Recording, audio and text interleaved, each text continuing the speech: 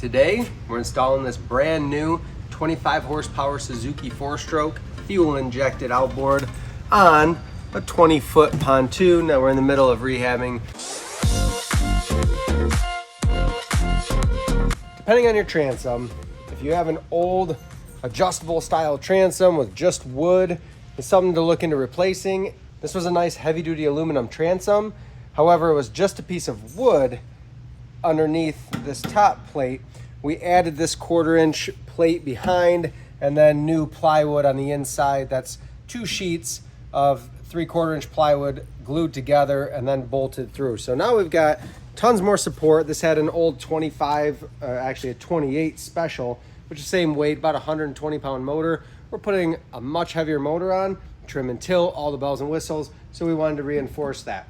Bigger motors with trim and tilt share the same bracket, the same hole pattern as any other brand. So Suzuki, Yamaha, Mercury, Johnson Evinrude, if they have a big plate with a trim and tilt on the motor, it will bolt into your old holes if that's what you had. In this case, as you can see, blank slate, we're gonna have to drill some new holes. 2 ways to do that, either using a template or setting the motor on top of the transom, clamping it in place, measuring your distances, marking your holes, and then drilling. Either way works, just depends on what's better for you tool-wise and resource-wise.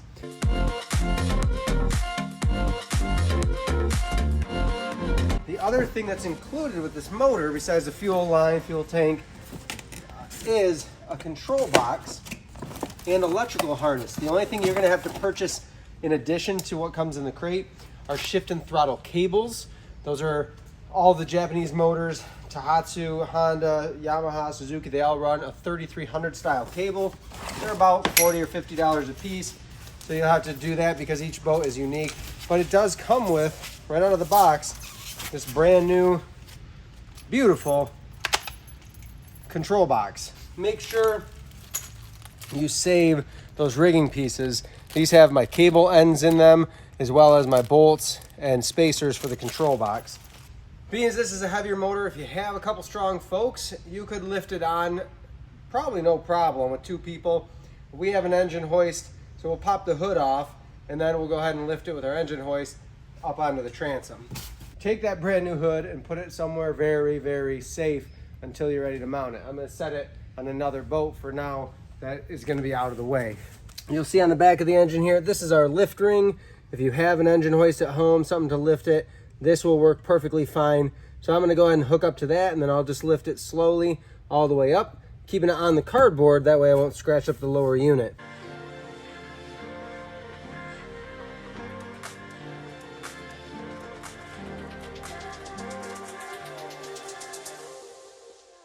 In the case of this motor, and a lot of 25 horses for that matter, there are clamp handles on your engine. So we're gonna take advantage of that. I'm gonna set this down on the transom and then I can tighten these to get our bracket here, mounting bracket, up to the transom, and then I can measure everything to make sure we're square, even on each side.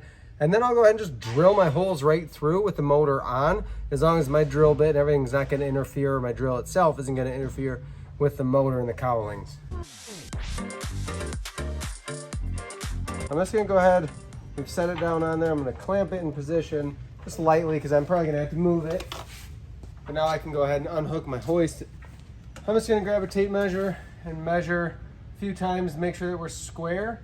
And then like I said, I can turn the motor to the side and run. These are gonna be 1/2-inch holes. They're gonna go through our bolt pattern at the top. And sometimes you might only be able to put a set of bolts in these top holes. If your transom is short here, we have access here, so we'll run another hole up towards the top of this and we'll run our hole here. Reason being, using this top hole in the top here, is if this motor for some reason ever needed to be lifted, not super common with a pontoon, but if somebody wanted to lift it, then we have access for those other 3 holes and access for this sliding unit to be able to slide up into position. So we've got this nice and even. I'm gonna clamp it down tight, and these will just stay clamped tight for the rest of the life of this engine. And then I'll go ahead and grab my 1/2-inch drill bit and we'll run our hole through our aluminum plate and the wood so we can put the mounting bolts in. As a rule of thumb, I'm always gonna at least put 1 more heavy bolt in here, being a trim and tilt, bigger, heavier unit, rather than just trusting those clamp brackets. If I needed to, I could mark my holes, take the motor back off, and then drill them. But I'm just going to try to follow. There's a little bit of an angle to the transom, so tipped back slightly. I'm going to try to follow that with my drill, and we'll go right through. And then we're going to run a hole down towards the top of this bottom slot. We'll do the same on the other side.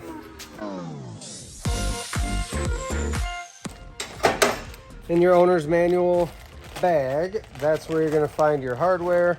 We have our actual connections for the motor side for shift and throttle. That's these two black pieces.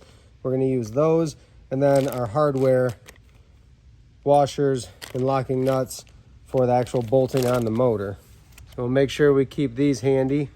And when it comes to running your bolts, a lot of times it's an aesthetic thing. So if it's on a fishing boat or somewhere that you're going to see the bolts, then you would typically run the head of the bolt on the inside with the nut and washer on the back.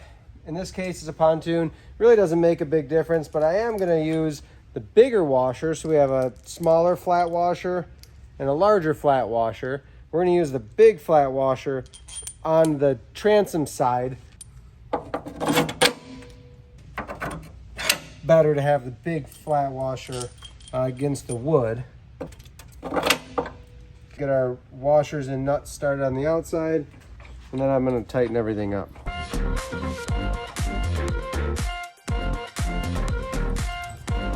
So on this motor, it's a 17 millimeter nut, but a 19 millimeter bolt head. Again, Japanese motor, it's metric units. And what I like to do is just snug everything up with the impact, and then I'll go through one more time and hand tighten at the end.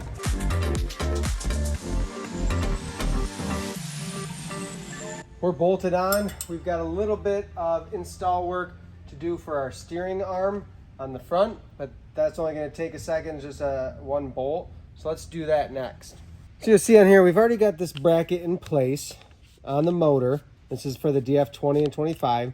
And then it shows me that my bolt is going to come up from the bottom. There's a washer, a spacer. We're going to add a little bit of grease to that. And then a couple washers on top, and then my nut on the very top. So they spell it out for you, make it pretty easy on the motor side, and then standard with the steering cable side, a washer on top, washer on the bottom, and a nut to finish things off. So this is my steering rod itself in the picture here, and that is where my steering bar is going to go through. We'll get there in just a second. This is that steering bar. This is that bracket in the picture, and the way we're going to do this is install it here so that this, as the steering cable pushes and pulls, will turn the motor each way. Two of the washers are going to go on the steering cable side, so set those aside, as well as that shiny stainless nut. That will also go on the end of the cable. So that leaves me with my bolt, two washers, and my spacer. Just a heads up, in the picture, it makes it look like you have a washer and then a spacer. It's actually a one piece. That's gonna go onto that bolt, and that goes up through. And we put some triple guard grease. This is blue Johnson Evinrude grease, some we had laying around. And then two washers, and this is gonna thread up into this bracket. So the bracket is a threaded fitting. We'll get that nice and snug. And then we've got that nut that goes on top. So I'm gonna snug up my bottom bolt first. You can do a 9/16 or a 14 millimeter. And then we'll tighten this top one. Still got good movement there with the grease. Now, I'm ready to run my steering cable through. In your bag of goodies, you've got a threaded plastic piece. It's just a bushing that's going to slide onto your steering tube where your steering cable is going to come through. I just hand tighten that down, and that creates a better protection from water getting into your steering tube. We've got an old steering cable, reusing it. It's in good shape. I'm just going to clean that end up, and then we'll grease it up before sliding it through. Got it cleaned off nicely. And then I'm gonna coat it. I'm not gonna be too gentle about this. We're gonna use quite a bit of grease on that steering rod itself. Just gonna put grease around, especially the top half or the front half of that rod, because that's gonna slide in. I'm gonna make sure there's no styrofoam or anything stuck in that steering tube. There's a little bit of grease already in there, but never gonna hurt to have a little extra. So we've already greased our steering rod. It's time to push that through. There are occasions where if your steering cable comes out of a hole, maybe in a side bracket or the mounting bracket on your pontoon, you may have to install your steering cable first. This is pretty freely routed. I've got some room to flex and move it, so I can install it after the engine's bolted on. But that's just gonna push in. This aluminum nut will slide over, and then we'll tighten that down with an adjustable wrench in just a second. I've pulled that steering cable out to where I can get access. And then this is actually gonna slide in through the hole, but I need a washer on top first. Then I can drop that down through into the steering cable.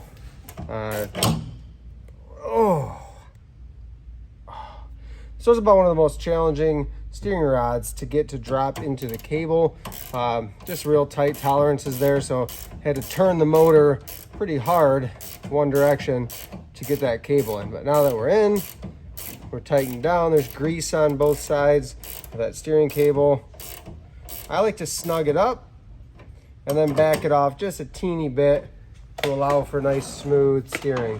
And then we're ready to install our shift throttle cables on the engine. They're gonna go in on this side, but as you can see, this cowl here is in the way, so I'm gonna have to pull all of these bolts in order to pull that cowl off, and that'll give me easy access into those cable connections. I'm gonna loosen everything up, 8mm. We'll drop these back out. You're gonna pull your gasket up here.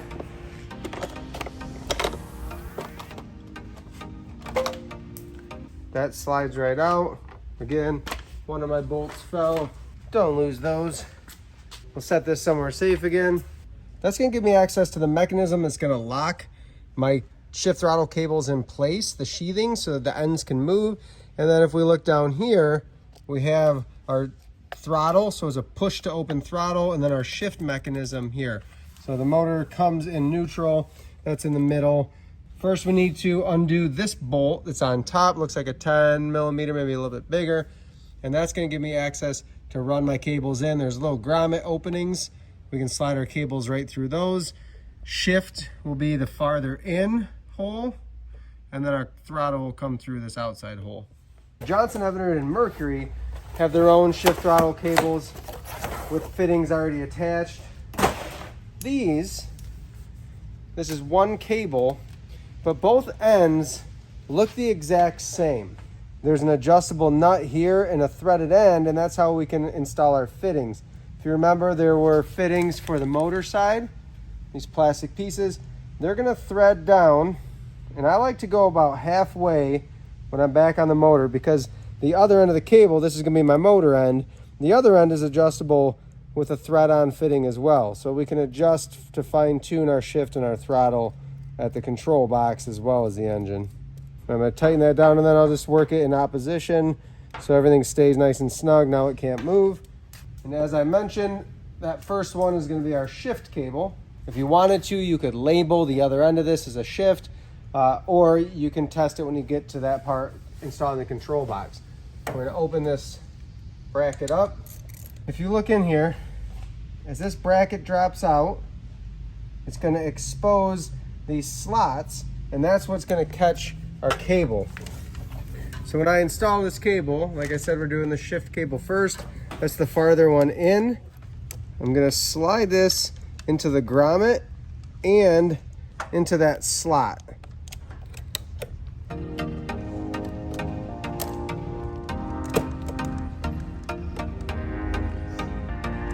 That's in place now. And then there's a little pin mechanism here. I'm gonna pull that out. And inside of here on the post, this is our shift post. I have a washer in the clip.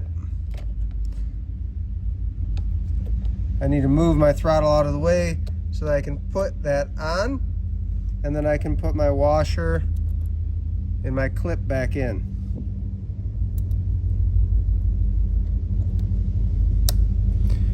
That's in place.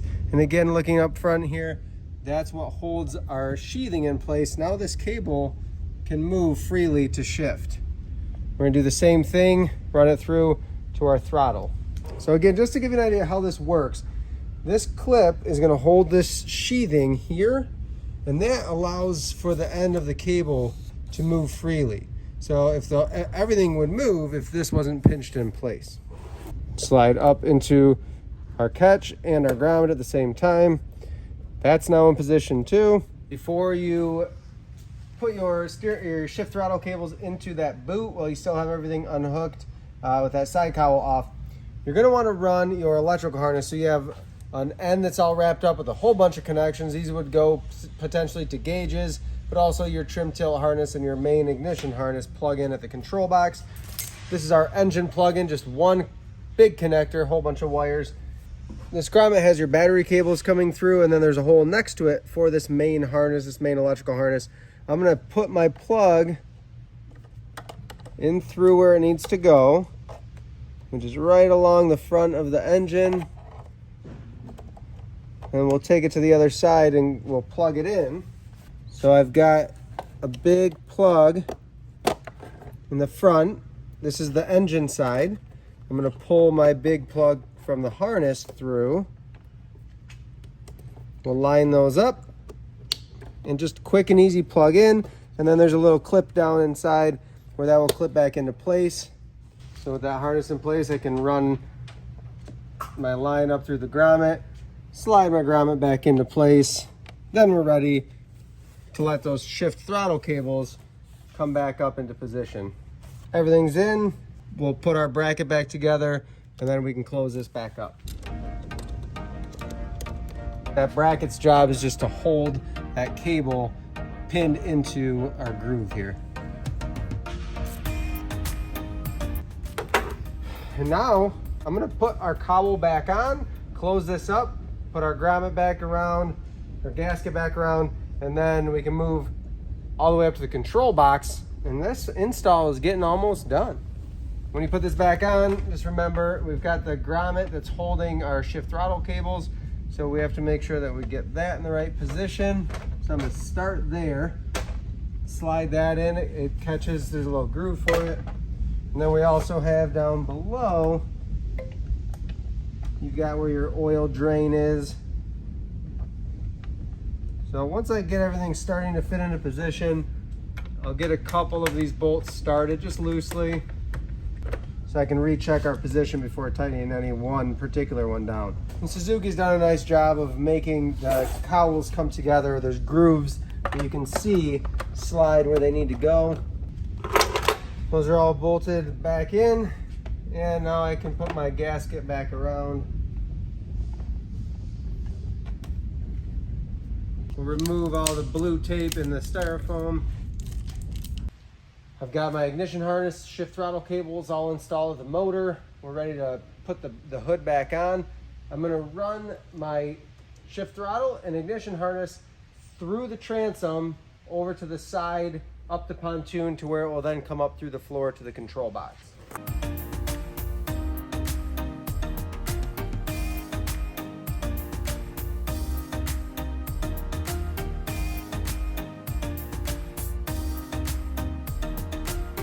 I'm gonna leave a little bit of slack on my ignition harness, and then the shift throttle cables would be just fine like this because the motor can still turn freely. But if I have a whole bunch of extra shift throttle cable, I'll pull some back through and we'll make a nice soft bend in front of the motor to allow for a little more freedom and to use up a little more cable. I would always buy longer cables by a foot or two than too short because we can put a loop in and we can snake them on the pontoon to eat up some of the extra length. One of the awesome features of this 25, even though it is electric start, fuel injected, it still has a rope start backup just in case. She's pretty. I'm gonna route my shift throttle cables up through the floor, and then up our control box will sit right in here. When I'm doing that, I'm just gonna check for cross members. There's one right here.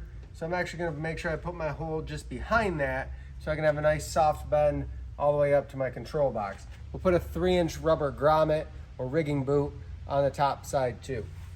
So this was that marking point, this fence riser just behind the seat. So I can put my hole in just behind that. We're gonna keep it pretty close to the railing so we can put our rigging boot in there and keep everything nice and tidy.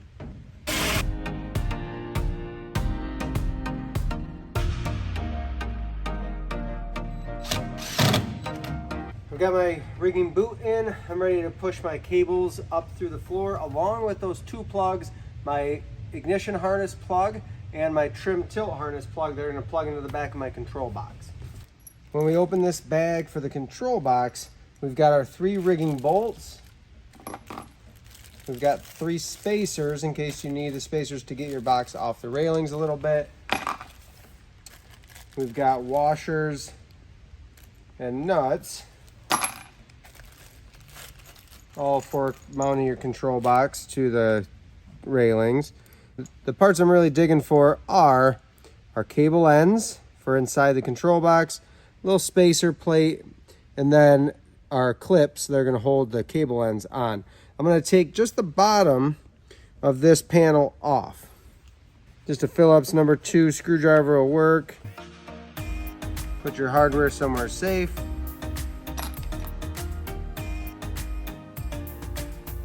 We've got our electrical harness runs in here, and then this groove right here by my finger is going to catch just like that mounting system did in the engine side. This is a little catch for our shift throttle cables. Those will then connect over here to our throttle, which is the only one to move when I engage throttle only, and our shift underneath there is the first to move when I engage that shift mechanism. So I'm going to start by installing my shift cable first. In the case of these 2 cables, we know that this is a push to open throttle. So if you didn't label your cables when you install them in the engine, I can look at this, and because this is a fully extended cable versus a midway extended, I know that this is my throttle because this will push to engage my throttle, and this will push or pull to shift. So again, starting with my shift first, we'll take that shorter cable, the one that's less extended. I'm going to thread on, and I'm just going to go about midway right now just to see where we end up. Usually we're going to end up having to adjust that slightly. Again, turn them in opposition of the nut, and then this we're going to slide down underneath this trim tilt cable and just see where we end up position wise. So it's actually in a pretty darn good spot right at that midway point. So we're going to go with that. I'm going to put my clip on, which goes on top of my cable on that post. So that clip will hold my cable in place. And then we're going to do our throttle cable as well. So in this one, you can see where my throttle is completely backed off. My cable doesn't quite reach. So I'm just going to back this off slightly, adjust that stop nut, and that's going to give me a much better position for that cable. My little rubber spacer slides between the 2 cables. We'll put our clip on our throttle cable as well. And then we can put our bracket back on top. Make sure our grommets are all lined up. Now I can put my 2 screws back in.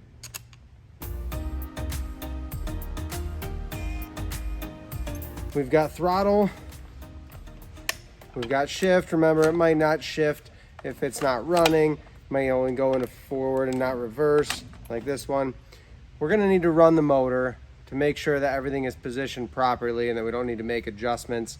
Usually your easiest adjustments are at the engine. We can then plug in that ignition harness, snaps into place, and that trim tilt harness. Keep in mind, this trim tilt harness, we've got a little bit different colors coming from the engine.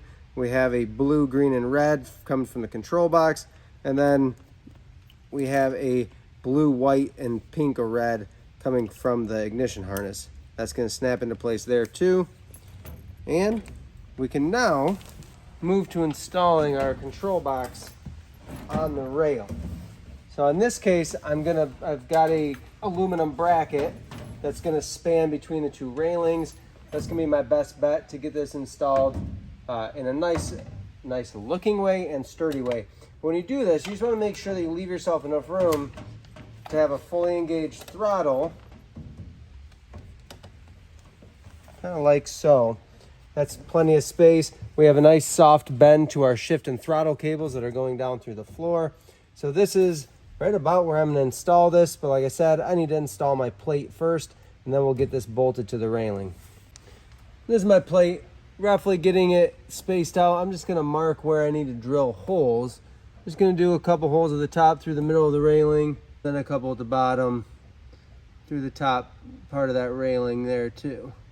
So I'll go drill my holes for this to install it to the railing, and then I can drill my control box into this. So I've got this sized up where I want it. We'll mark our holes and drill.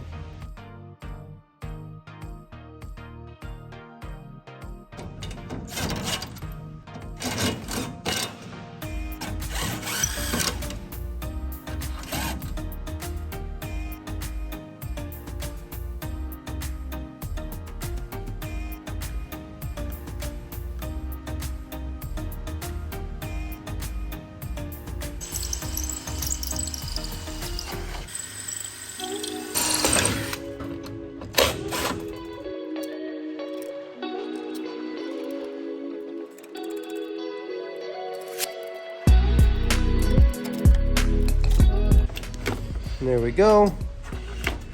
We've got our shift throttle box installed right on the railing there. We're gonna put our seat back in. And what we'll do, we'll just tie this up with some zip ties, put our seat back on, and then this motor is ready to put gas to, and the battery. We will have to add oil to it, and we'll show you how to do that too. We've got everything done on our Suzuki 25. It's a brand new 2022. Fuel injected, so the beauty of that is this motor is just like your car in the sense that you can turn the key and go. There's no choking it, there's no revving it up. You just turn the key, it's vroom every time. We've got Suzuki oil. So this engine, there's a tag here, it takes 1.6 US quarts. So that's what we're gonna put in here, and then we'll check our dipstick and see where we're at. So this is my oil fill on top, this bright yellow. And this is my oil check down here. So I'm gonna grab a rag and check it first, because some of these new engines actually get shipped with quite a bit of oil. We wanna make sure we're not gonna overfill it. So we'll pull the dipstick from here. It's just like a car dipstick. On this we have 2 holes in the dipstick. I wanna get it somewhere between about 3/4. No reason to go all the way to the top and accidentally overfill.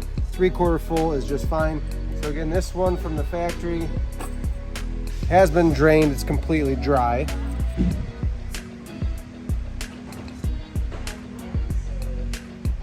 Let's check our dipstick. What tends to happen on these short dipsticks is you're gonna get it just barely on there, and then a little bit of oil goes a long ways. Give it one last check. We'll give it a wipe, just like checking oil in your car. Dip it all the way back in, back out. And if we look, you can see where the oil is there. We're in a good spot. What I'll do, since this motor hasn't been run since the factory, I'm gonna run it, let it idle for a few seconds to a minute or so, and then I'm gonna check the oil one more time, because the tendency is it might drop just a little bit. This motor is ready to go. Like I said, I'll check the oil one more time after I run it, and then hit in the water.